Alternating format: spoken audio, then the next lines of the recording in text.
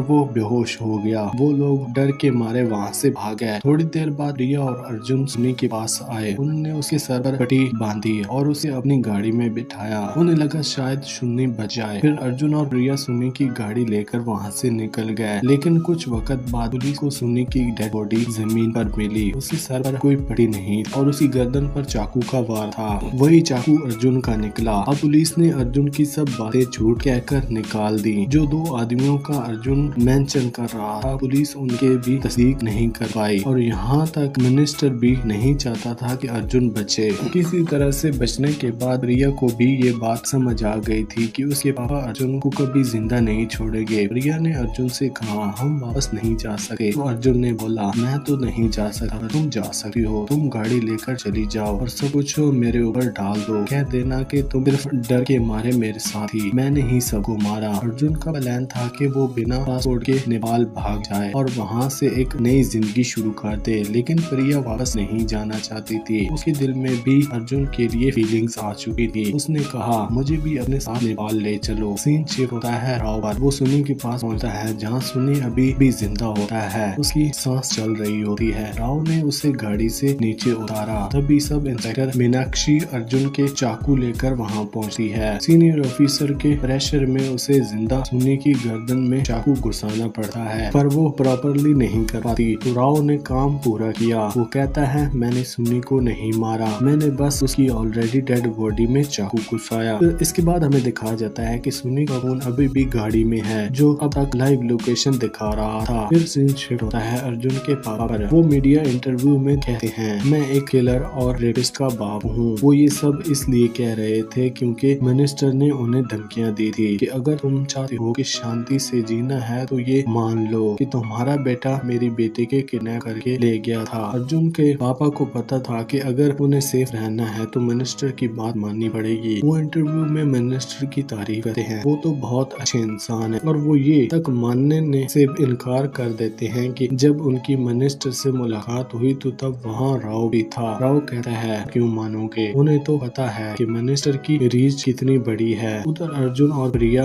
उत्तराखंड पहुंच जाते हैं, लेकिन उनका लोकेशन ट्रैक करके राव भी उनके पीछे आ रहा था। सुबह जब प्रिया गाड़ी से बाहर निकली तो अर्जुन को सुन्नी का फोन मिल गया और उस फोन को देखकर अर्जुन ने समझ लिया। जब अर्जुन ने सुन्नी का फोन देखा तो उसे तुरंत समझ आ गया कि कोई लोकेशन ट्रैक कर रहा है और गाड़ी तक पहुंचने वाला है। अर्जुन ने बिना देरी किए प्रिया को उठाया और दोनों वहाँ से भाग गए। लेकिन तभी वहाँ पर राव पहुँच जाता है। जैसे ही प्रिया ने राव को देखा, उसने अर्जुन से कहा, ये वही आदमी है जो मेरे पापा के लिए काम करता है। दोनों तुरंत जंगल की तरफ भागने लगे। राव भी उनके पीछे आ गया। जंगल में भागते हुए एक बुढ़े आदमी ने उन्हें देखा, लेकिन जब राव ने उस बुढ़े आदमी के बारे में पूछा तो उसने कुछ नहीं बताया। इस वजह से राव वापस मुड़ गया और अर्जुन और प्रिया बच गए। थोड़ी देर बाद अर्जुन और प्रिया एक छोटे से गाँव में पहुँचे हैं। वहीं फिर से वही बुढ़ा आदमी मिलता है। इस बार वो उनकी मदद करता है और उन्हें गाँव के एक स्कूल में छुपा देता है। अर्जुन और प्रिया उस बड़े आदमी का भरोसा कर लेते हैं। रात को वही आदमी अपने घर से उनके लिए खाना ले आता है। बस एक दिक्कत थी, उन दोनों को उस आदमी की भाषा समझ नहीं आ रही थी। प्रिया ने उसे एक मैप मांगा जिसमें उन्होंने नेपाल जाने का रास्ता देखा। फिर उस